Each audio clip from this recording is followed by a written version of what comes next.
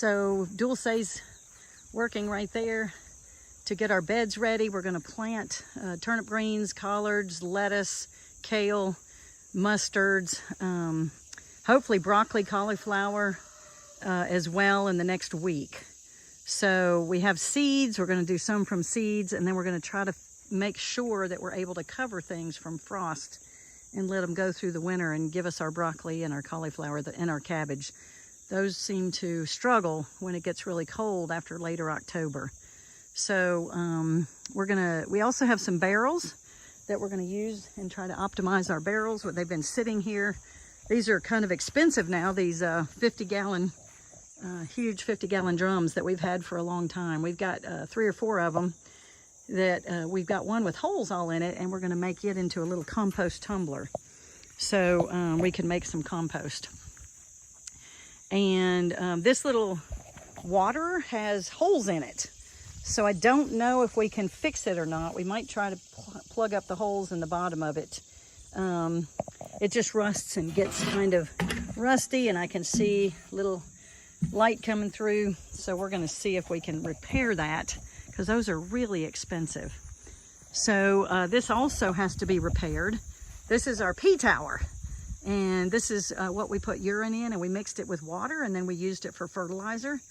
And this little board is just, you know, crumbling and coming apart. So we've got to replace that board. And the tower looks fine, but we're going to replace that board and maybe paint it or do something so it'll last. I guess this has been up here for probably 4 or 5 years. So this is another one of our barrels that we use.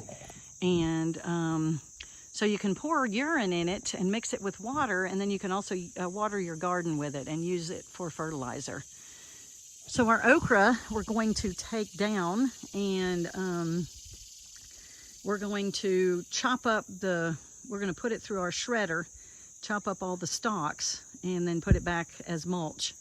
And our tomatoes, we might pull these down and get the beds ready for other things. Or we may wait until we still have some little tomatoes on there, so we may pick them for a few more days and then pull those down. So our turmeric is doing incredibly well right here, but it's in the mint bed. So we want to just make this a mint bed and leave it as mint, because mint just travels everywhere, and it tried to overtake our turmeric.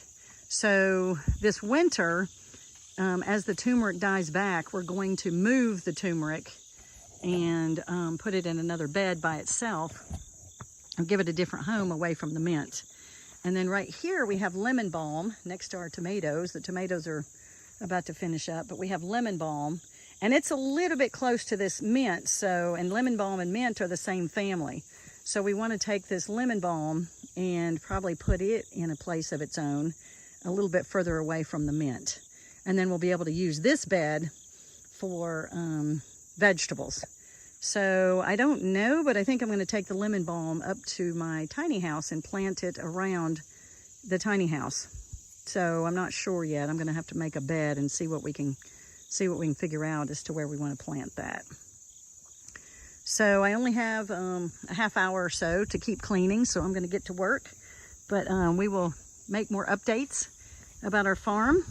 And one more thing I'll mention is this weekend I'm going to work on making some watering stations, some little watering platforms for these buckets. So we have a bucket for our goats, and so there's Mama, Whitey with her baby, Sea Biscuit, Star Biscuit. I always want to call her Sea Biscuit. Star Biscuit. Tim's named her Star Biscuit. And so we want to make sure that this water stays cool. And so we're going to make a platform that we put here with a shade cover over it that they can get in. So I'm going to try to design that this weekend.